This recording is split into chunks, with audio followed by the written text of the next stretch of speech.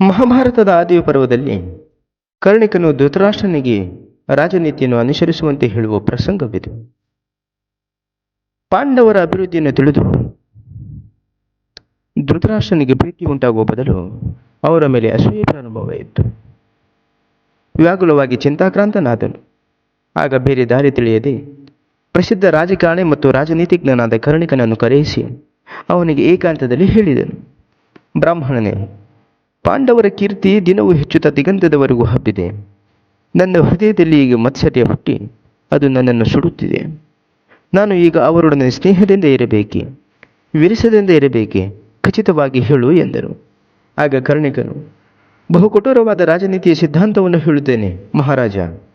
ರಾಜನೀತಿಯನ್ನು ನನಗೆ ಹೇಳುತ್ತೇನೆ. ಅದು ನಿನಗೆ ಇಷ್ಟವಾಗಬಹುದು, ಆಗದೇ ಇರಬಹುದು. ನನ್ನಲ್ಲಿ ದೋಷ ಕಾಣಕೂಡದು. ರಾಜರು ಸದಾ ಕತ್ತಿ ಹಿಡಿದು ತಮ್ಮ ಪರಾಕ್ರಮವನ್ನು ತೋರಿಸುತ್ತಿರಬೇಕು. ತಮ್ಮ ಲೋಪದೋಷಗಳು ಬಹಿರಂಗವಾಗದಂತೆ ಮಾಡಿ ಶತ್ರುವಿನ ಲೋಪದೋಷಗಳನ್ನು ತಿಳಿದುಕೊಳ್ಳಬೇಕು. ರಾಜನು ಎಲ್ಲ ಕಾರ್ಯಗಳನ್ನು ದಂಡದ ಮೂಲಕವೇ ಸಾಧಿಸಬೇಕು. ಶತ್ರುವಿನ ನ್ಯೂನ್ಯತೆ ತಿಳಿದು ಅವನ ಮೇಲೆ ಬಿದ್ದು ಅವನನ್ನು ನಾಶ ಮಾಡಬೇಕು. ಈ ಹಿಡಿದ ಕಾರ್ಯವನ್ನು ಸಾಧಿಸಬೇಕು. ಶತ್ರುಗಳನ್ನು ವಧೆ ಮಾಡುವುದೇ ಲೇಸು. ಶತ್ರುವು ವಿಪತ್ತಿನಲ್ಲಿದ್ದರೂ ಕರುಣೆ ತೋರಿಸದೆ ಅವನನ್ನು ಸಂಹರಿಸಬೇಕು. ಅವನು ದುರ್ಬಲನೆಂದು ಬಿಡಬಾರದು.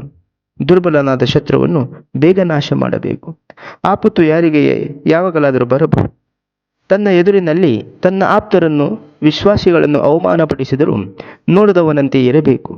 ಪ್ರತಿಕಾರ ಮಾಡಲು ಹೋದರೆ ತನ್ನ ಪ್ರಾಣವೇ ಹೋಗಬಹುದು. ತಾನು ನಿರ್ಬಲವಾಗಿರುವಾಗ ಶತ್ರುವಿಗೆ ಶರಣಾಗಬೇಕು. ಶತ್ರುವನ್ನು ಸಾಮ ದಾನ ಭೇದಗಳಿಂದ ವಶಪಡಿಸಿಕೊಂಡು ಸಂಹರಿಸಬೇಕು. ಸತ್ತು ಹೋದ ಶತ್ರುವಿನ ಪಕ್ಷದವರಿಗೆ ವಿಷಪ್ರಯೋಗ ಮಾಡಿಸಿಯಾದರೂ ಕೊಲ್ಲಬೇಕು. ಶತ್ರುವಿನ ಭಾತೃವರ್ಗದವರನ್ನು ವಶಪಡಿಸಿಕೊಂಡು ಶತ್ರುವಿನ ರಾಜಧಾನಿಯ ಬಗ್ಗೆ ತಿಳಿದುಕೊಳ್ಳಬೇಕು. ಶತ್ರುರಾಜನ ಮಂತ್ರಿ, ರಾಷ್ಟ್ರ, ದುರ್ಗ, ಕೋಶ, ಸೈನ್ಯ ಇವುಗಳನ್ನು ನಾಶಪಡಿಸಬೇಕು. ಶತ್ರುಗಳ ವಿನಾಶಕ್ಕೆ ಹೊಸ ಸೋಗುವನ್ನು ಹಾಕುತ್ತಿರಬೇಕು.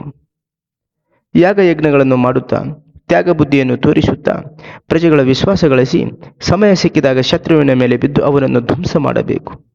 ಹಣ್ಣು ಕೊಯ್ಯುವ ಕುಕ್ಕಿಯು ತುದಿಯಲ್ಲಿ ಬಗ್ಗಿರುವಂತೆ ಲೋಕದಲ್ಲಿ ವಿನಮ್ರವಾಗಿರುವಂತೆ ತೋರಿಸಿ ಜನರನ್ನು ಅವರ ಹಣವನ್ನು ಸೆಳೆದುಕೊಳ್ಳಬೇಕು.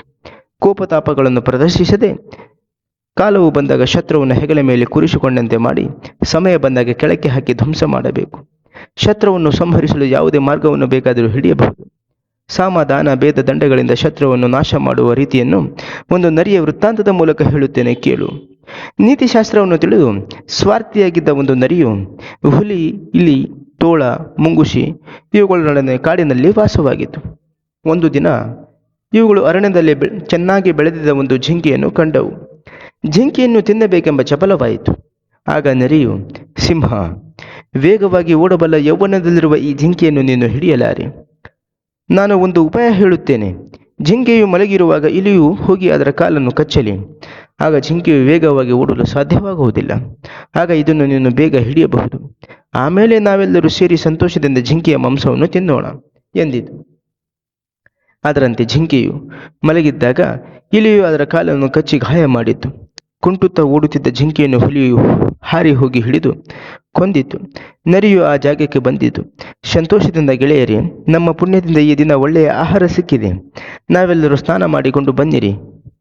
ನಾನು ಇಲ್ಲೇ ಇದ್ದು ಜಿಂಕೆಯನ್ನು ಕಾಯುತ್ತೇನೆ ಎಂದಿತು. ಅದರಂತೆ ಹುಲಿ, ಇಲಿ, ಮುಂಗುಸಿ, ತೋಳುಗಳು ಸ್ನಾನಕ್ಕಾಗಿ ನದಿಗೆ ಹೋದವು.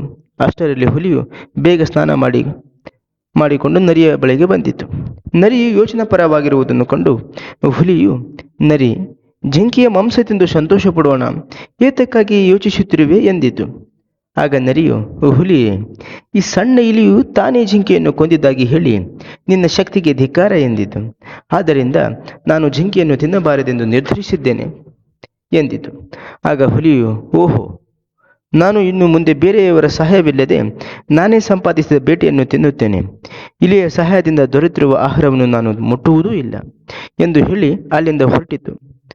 ನಂತರ ಇಲಿಯು ಜಿಂಕೆಯ ಬಳಿಗೆ ಬಂದಿತು. ಆಗ ನರಿಯು ಇಲಿಯನ್ನು ಕಂಡು, ಇಲಿರಾಯ, ನಿನಗೆ ಮಂಗಳ. ಈ ಜಿಂಕೆಯನ್ನು ನಾನು ತಿನ್ನುವುದಿಲ್ಲ. ಏಕೆಂದರೆ ಮುಂಗುಸಿಯು ಮೂಸಿರುವ ಜಿಂಕೆಯನ್ನು ನಾನು ತಿನ್ನುವುದಿಲ್ಲ. ಏಕೆಂದರೆ ಮುಂಗುಸಿಯು ಜಿಂಕೆಯ ಮಾಂಸವನ್ನು ಮೂಸಿ ನೋಡಿ ಅದು ಹುಲಿಯ ವಿಷವು ಅದರಲ್ಲಿ ಸೇರಿದೆ ಎಂದು ಹೇಳಿದೆ. ಅದೂ ಅಲ್ಲದೆ ನಾನು ಒಪ್ಪಿದರೆ ಅದು ನಿನ್ನನ್ನು ತಿನ್ನುವುದಾಗಿಯೂ ಹೇಳಿತು ಎಂದಿತು. ನರಿಯ ಮಾತನ್ನು ಕೇಳಿ ಇಲಿಯು ಭಯದಿಂದ ತನ್ನ ಬೆಳಕ್ಕೆ ಪ್ರವೇಶಿಸಿತು. ನಂತರ ತೋಳವು ಸ್ನಾನ ಮಾಡಿ ಬಂದಿತು. ಆಗ ನರಿಯು, ತೋಳುವೆ, ಇಂದು ಹುಲಿಯು ನಿನ್ನ ಮೇಲೆ ಬಹು ಕೋಪದಿಂದಿದೆ. ಈ ಹೆಣ್ಣು ಹುಲಿಯನ್ನು ಕರೆತಲು ಹೋಗಿದೆ. ನಿನಗೆ ಇಂದು ಅದೃಷ್ಟ ಚೆನ್ನಾಗಿಲ್ಲ ಎಂದಿತು.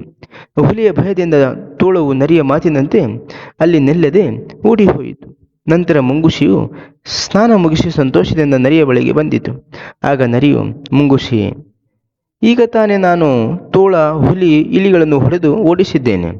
ನಿನಗೆ ಜಿಂಕೆಯ ಮಾಂಸ ಬೇಕಿದ್ದರೆ ನನ್ನನ್ನು ಗೆದ್ದು ತಿನ್ನು ಎನ್ನಲು ಮುಂಗುಸಿಯು ನರಿಯ ಜೊತೆ ಜಗಳವಾಡಲು ಧೈರ್ಯ ಸಾಲದೆ ಓಡಿ ಹೋಯಿತು. ಈ ರೀತಿ ಎಲ್ಲರೂ ಹೊರಟು ಹೋದ ನಂತರ ನರಿಯು ಒಂದೇ ಜಿಂಕೆಯ ಮಾಂಸವನ್ನು ತಿಂದಿತು. ರಾಜರು ಇದೇ ನೀತಿಯನ್ನು ಅನುಸರಿಸಬೇಕು.